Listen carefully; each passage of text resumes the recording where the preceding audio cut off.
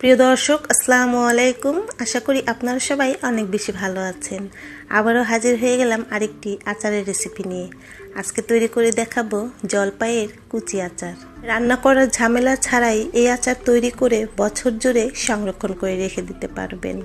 আমার চ্যানেলে আরও বেশ কিছু আচারের রেসিপি আছে, চাইলে দেখে নিতে পারেন। নিচে ডেসক্রিপশন বক্সে সবগুলো লিংক পেয়ে যাবেন। আশা করি আমার আজকের আচারের রেসিপিটি আপনাদের কাছে ভালো লাগবে। তো চলুন দেখে নিচ্ছি। আমি আজকে 1 কেজি কাঁচা জলপাইয়ের আচার তৈরি করে দেখাবো। এখন জলপাই গ্রেট করে নিচ্ছি। অবশ্যই গ্রেট করার আগে জলপাইগুলোকে খুব ভালো করে ধুয়ে নিতে হবে।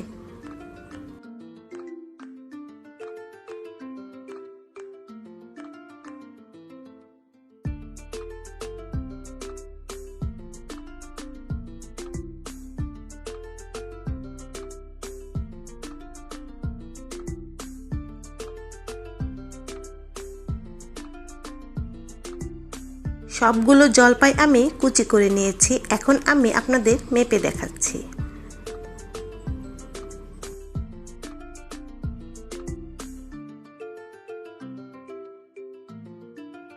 এক কেজি জলপাই মেজারমেন্ট কাপের 4 কাপ হয়েছে।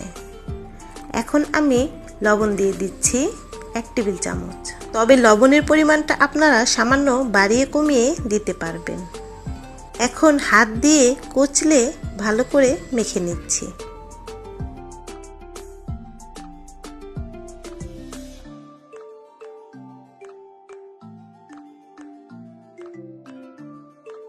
এখন পর্যাপ্ত পরিমাণ পানি দিয়ে দিচ্ছি। 1 থেকে 1.5 ঘন্টার মতো এই পানি দিয়ে জলপাই কুচিগুলো ভিজিয়ে রেখে দেব। 1.5 ঘন্টা পর পানি থেকে তুলে হাত দিয়ে এইভাবে চেপে চেপে জলপাই কুচির এক্সট্রা পানি ফেলে দিতে হবে। একটু ধৈর্য সহকারে এইভাবে চেপে চেপে এক্সট্রা পানি ফেলে দিতে হবে। অবশ্যই খেয়াল রাখতে হবে যেন জলপাইয়ের কুচির গায়ে কোনো রকম পানি না থাকে।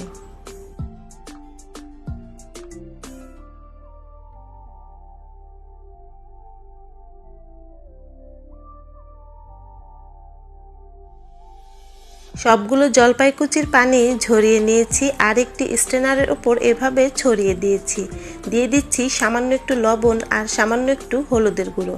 এখন হাত দিয়ে মেখে নিচ্ছি। আমি জলপাই কুচিগুলো একটু শুকিয়ে নেব। আপনাদের হাতের কাছে যদি রোদের ব্যবস্থা থাকে তাহলে 4-5 ঘন্টার জন্য রোদে শুকিয়ে নেবেন।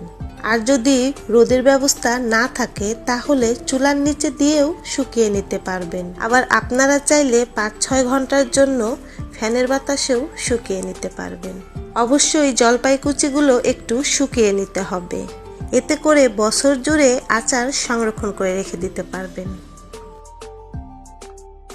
আমি 5-6 ঘন্টার মতো চুলার নিচে রেখে শুকিয়ে নিয়েছি।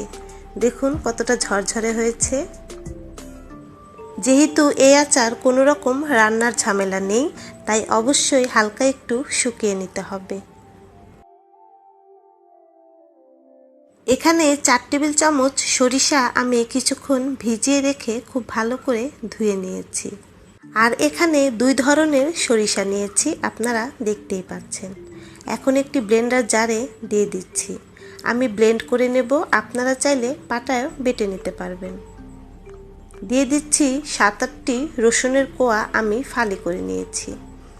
আর দিয়ে দিচ্ছি 5-6টি শুকনো মরিচ, তবে শুকনো মরিচের পরিমাণটা আপনারা কমিয়ে বাড়িয়ে দিতে পারবেন। দিয়ে দিচ্ছি 2 টেবিল চামচ হোয়াইট ভিনেগার। এখন ব্লেন্ড করে নিচ্ছি। একদম মিহি করে ব্লেন্ড করে নিতে হবে। এখন আচার তৈরি করে নিচ্ছি। এখন জলপাই কুচির ভেতর দিয়ে দিচ্ছি ব্লেন্ড করে নেওয়া সরিষা, শুকনো মরিচ, রসুন আর হোয়াইট ভিনেগার। দিয়ে দিচ্ছি 1/3 কাপ চিনি, তবে চিনির পরিমাণটা আপনারা আরেকটু কমিয়ে দিতে পারবেন। দিয়ে দিচ্ছি 5 ফোড়ন গুঁড়ো, এখানে আমি 2 চা চামচ নিয়েছি। দিয়ে দিচ্ছি স্বাদ মতো লবণ। আর দিয়ে দিচ্ছি 4 টেবিল চামচ হোয়াইট ভিনেগার। আর এখানে আমি 10-12টি রসুনের কোয়া কুচি করে নিয়েছি। দিয়ে দিচ্ছি, তবে এটা অপশনাল, আপনারা চাইলে নাও দিতে পারেন। এখন মিক্সড করে নিচ্ছি।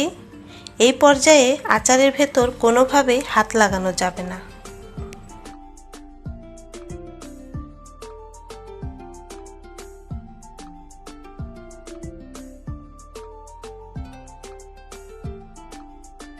এই আচারে সরিষার তেলের পরিমাণ একটু বেশি দিতে হবে।